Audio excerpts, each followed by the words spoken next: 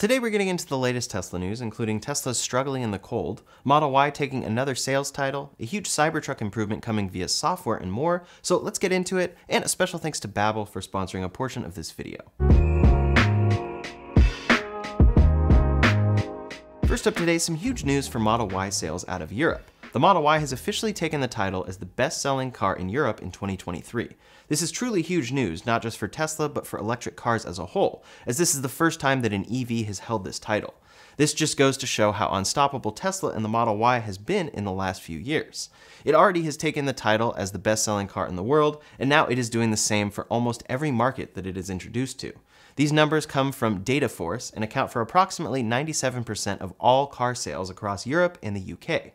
According to their numbers, the Model Y sold 254,822 units across the continent last year. From the whole list, there are pretty impressive numbers, but as more competitive EVs start to enter the European market, I wonder if those sales will start to eat into Tesla's lead. In 2022, Tesla was the best-selling EV brand in Germany, but this year they were replaced by Volkswagen, who are starting to offer a few different BEV options. Tesla is always on the cutting edge of EV technology, and they will have to continue that trend if they want to stay in the lead. I'm curious to see what their upcoming Model Y refresh will bring to the table, and what kind of impact that will have on that car's sales. On the one hand, I'm sure there will be plenty of exciting improvements that will be ported over from the Model 3, but the stockless design may be off-putting to some customers who crave a more traditional car driving experience.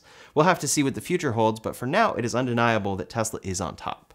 Next up today, in Europe as well, Tesla is slashing prices on the Model Y. Earlier this week, we reported that China was the first market that Tesla has slashed prices in this year. That was in response to the ever-growing list of Chinese automakers like BYD increasing their market share by offering affordable EV options. Now, to stay competitive, Tesla and other automakers are slashing prices all across Europe. In Germany, Tesla dropped the price of the Model Y Long Range and Model Y Performance by 5,000 euros apiece, a 9% and 8% discount respectively. They have also dropped the price of the standard Model Y by 1,900 euros. These cuts arrived shortly after Germany made the decision to end their government EV incentives program.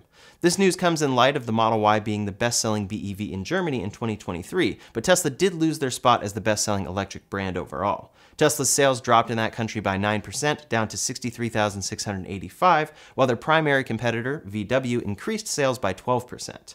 In addition to Germany, Tesla and VW are slashing prices in France, the Netherlands, and Norway. While VW may be beating Tesla in Germany, it is far behind in other markets like France. For comparison, the Model Y was the best-selling EV in France at 37,124 units, while the ID.3 sold 4,791 units, placing that car in 84th place.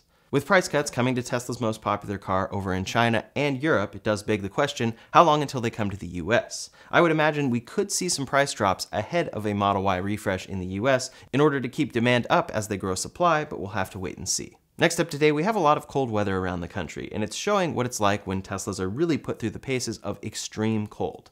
No matter whether it's an ICE vehicle or electric, cars of all sorts have problems in the extreme cold. It's pretty well known that EVs lose range and charge more slowly in cold weather, but more extreme temperatures can cause more drastic effects. Chicago is in the midst of an extreme cold front, which has dropped temperatures down to just 2 degrees Fahrenheit, which felt like minus 20 degrees Fahrenheit when factoring in wind chill. The extreme temperatures combined with snow and wind have left a lot of people shocked when their cars would not charge at all at many of the city's superchargers. This has left a lot of drivers stranded, with many being forced to have their cars towed to the nearest Tesla service centers. A map of superchargers in the region shows a lot of them registered as all in use, with long wait times as a result. Tesla has not commented on the situation yet, but it is possible that the chargers themselves are failing in this extreme climate. One thing to note is that while this is clearly a problem, EVs in general fail significantly less often in cold climates than gas-powered vehicles. Data from a roadside assistance company in Norway, a country where 1 in 4 cars is electric, suggests that electric cars require significantly less assistance in cold weather than ICE cars. Although EVs make up nearly 25% of the cars on the road there, during their extreme cold weather, they make up only 13% of all requests for assistance. As we move further into winter, you may notice that your EV is getting worse range in the colder weather. Here are some tips that you can follow that may be able to help you recover some of that lost range. First, if you have access to a garage in your home, park it inside as much as you can. Keeping your car as warm as possible will help preserve that battery life. If you set your car to warm up in precondition before a set departure time, make sure to have the car plugged in so that it's not draining your battery to heat the cabin. Try not to run your battery too low in the cold, since the car keeps a certain battery percentage set aside to heat the battery for preconditioning, and then try to keep your car between 20 and 80% for maximum efficiency. If you are driving by yourself, try turning off any passenger side heating or rely as much on your seat warmer as you can. The car is using a lot of energy to warm up the cabin rather than just you, the driver. Make sure to check your air pressure as your temperature drops and inflate your tires to minimize road resistance. You may also try to tweak your driving habits, focusing on accelerating less quickly. Lastly, check to see if your car has an eco mode, which should boost your mileage by limiting power to the motors and heaters. In a Tesla, this is chill mode.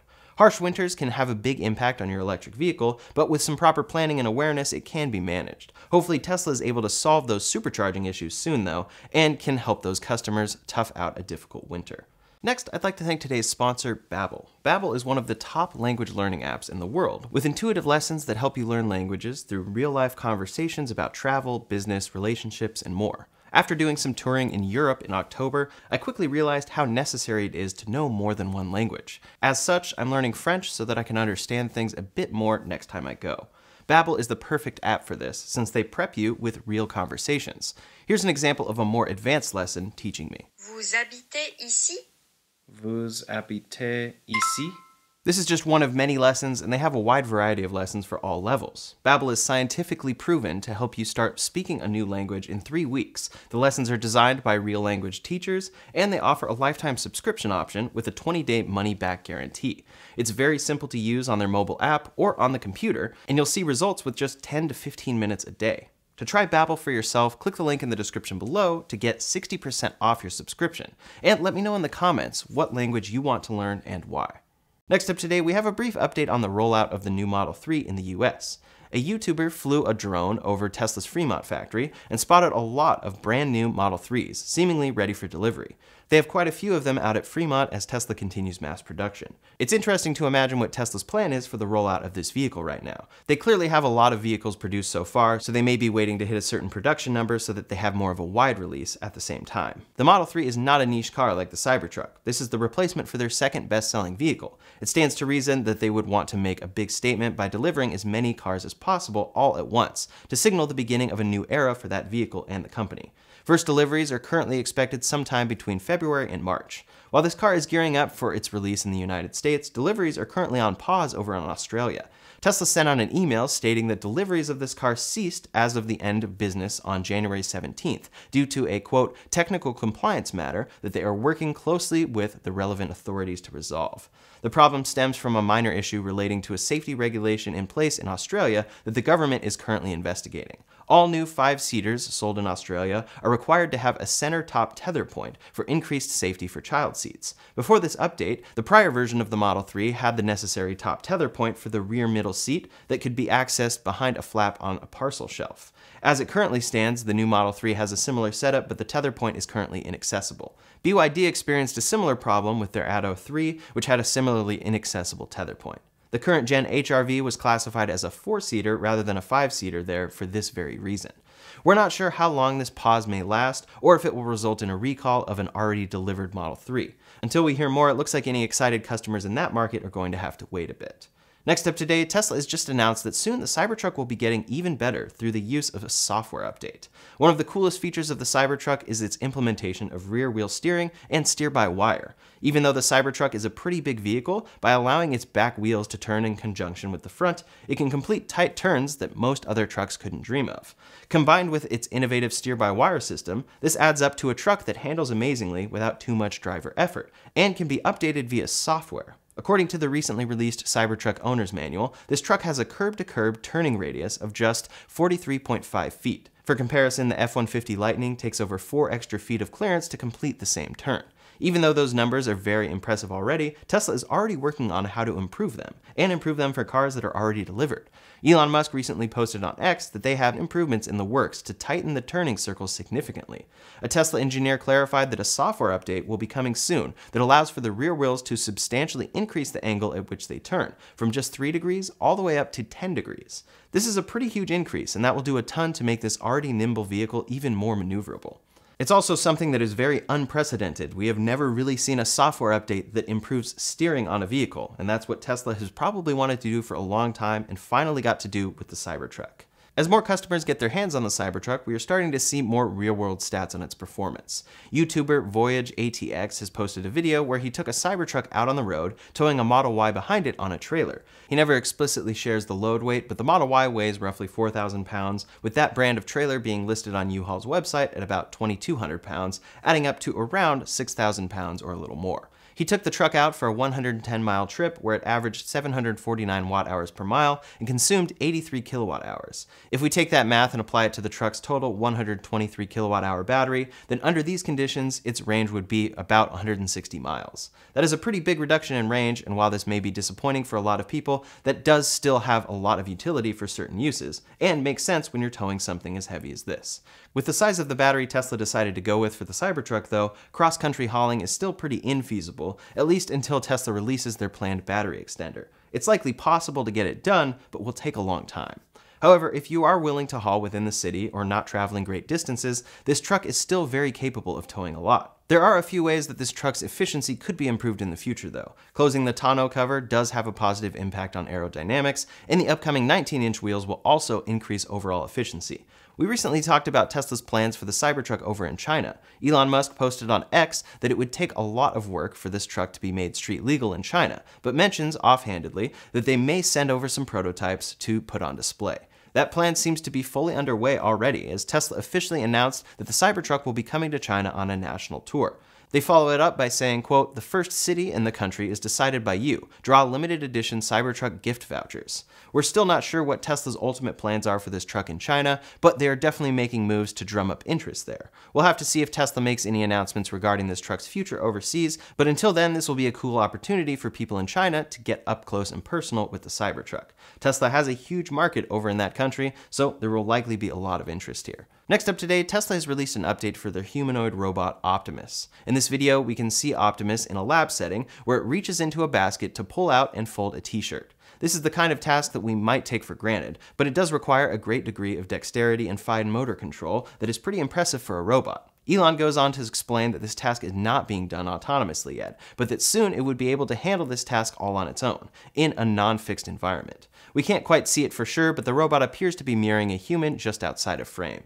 At one point, as Optimus makes a big move with his arms, we can see a human hand creep just into frame, making the same general movement. For a robot like this, which is being trained off of neural nets and human input, this step is a crucial part of the process. In a way, it's functioning like a person. It has to be taught a skill before it can do it on its own.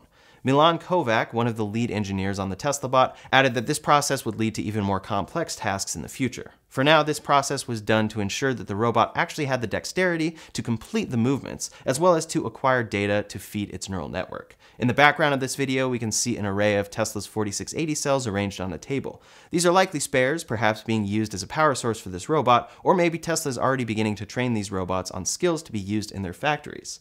This still seems to be a ways away, but Tesla has made it clear that this robot would eventually be put to work in their factories to do dangerous and repetitive tasks. Tesla has made a ton of progress on this bot in a short amount of time, so this may be coming sooner than we might expect. I'll be sure to keep you posted on what we see from Tesla and this robot in the future. Last up today, an update from Polestar. Polestar has released their 2023 delivery numbers, and the company has had a bit of trouble this year. Earlier in the year, Polestar slashed their 2023 delivery target down several times from 80,000 vehicles to just 60,000. Even with those lower numbers, Polestar missed that target by about 5,000 cars, a nearly 10% margin. The Polestar 2 sedan is by far their best-selling vehicles, accounting for 54,600 deliveries in the whole year. The Polestar 2 is a good EV, but its high price tag, combined with general lack of consumer enthusiasm for sedans in the US, has left it in a bit of a sales slump, especially when you can get a new Model 3 for a much lower price. As a result, the company has adjusted its anticipated gross margin for the year down from 2% to a 0% break even. The upcoming Polestar 3 SUV has not yet entered production, but that car will start around $84,000 when it goes on sale this year. Meanwhile, the Polestar 4 CUV has started shipping in China, managing to deliver 880 units there before the new year. That car will be arriving soon to the US and Europe, starting at $60,000. With these new models, Polestar has some opportunities to gain ground in the US, but they have some stiff competition from Tesla and other established EV makers. That's all the latest Tesla news for today, so in the meantime, if you want to see the latest leaks for the ludicrous Model 3, you can check out that video linked up here or in the description below. Thanks so much for watching, and I'll see you on the next one.